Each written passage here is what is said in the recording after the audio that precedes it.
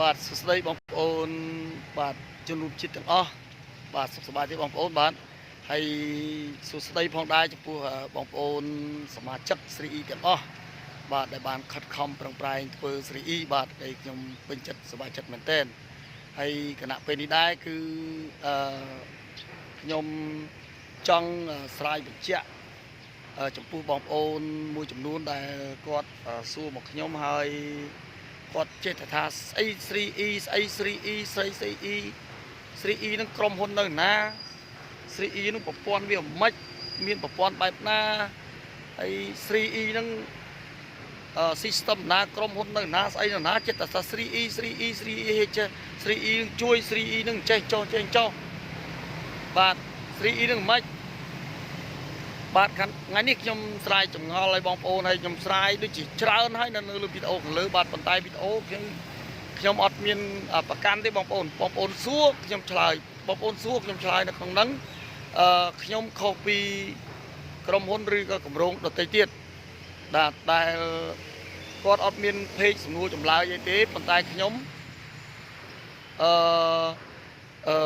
មានเพจមាន YouTube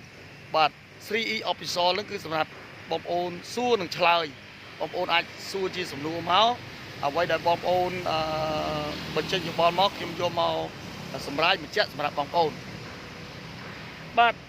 គម្រោង 3E នេះគឺជាគម្រោងមួយអត់មានលក្ខណៈខ្ញុំនិយាយដែរអត់មានលក្ខណៈថាជាក្រុមហ៊ុនឬក៏ជា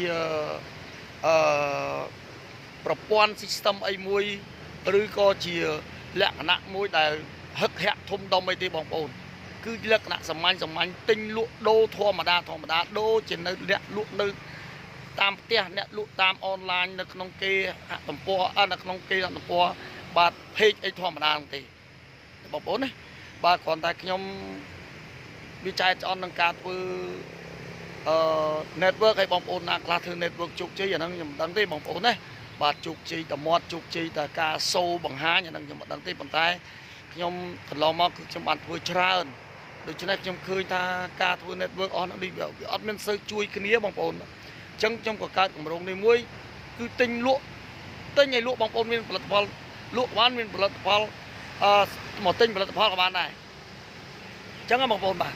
ហើយខ្ញុំនិយាយនេះគឺសម្រាប់បងប្អូនជឿ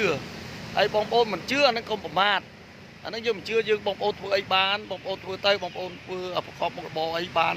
ល្អបងប្អូនធ្វើទៅឲ្យជូនពរហើយបងប្អូនមកជោគជ័យអញ្ចឹងណាជូនពរនេះចេញពីដួងចិត្តពិតបាទមិនមែនជូនពរខ្លាយមិនមែនគ្រាន់តែជូនពរឲ្យគេធ្វើមិនគេមិនបានធ្វើឲ្យអន់ចិត្តជូនពរគេអត់ទេជូនពរដោយសេចក្តីពិតបងប្អូនធ្វើឲ្យជោគជ័យបងប្អូនធ្វើនឹងទៅ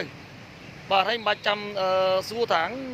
នេះចេះនោះចុះ 3E នឹងចេះ 3E នឹងចុះមិនមែនទេអញ្ចឹងខ្ញុំបញ្ជាក់មួយសារថា 3E គឺជាគម្រោងធម្មតាប៉ុន្តែបងប្អូនមានវិបត្តិមានអីដែលអាចឲ្យ 3E ជួយបាន 3E ជួយសម្រាប់សមាជិក 3E អញ្ចឹងណាបាទអញ្ចឹង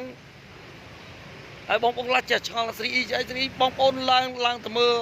នៅខាងលើ scroll ឡើងទៅលើហ្នឹងដឹងហើយអញ្ចឹង 3E នេះគឺជាគម្រោងធម្មតាមិនមែនក្រុមហ៊ុនបញ្ជាក់ភាសាទៀតគឺជាគម្រោងធម្មតាមិនមែនជាក្រុមហ៊ុនជាអីជា network អីទេកុំច្រឡំបងប្អូនណាគឺជាកន្លែងទិញលក់ធម្មតាតែខ្ញុំមានជំនួយសម្រាប់ជួយបងប្អូនតែប៉ុណ្្នឹងទេបាទអរគុណច្រើន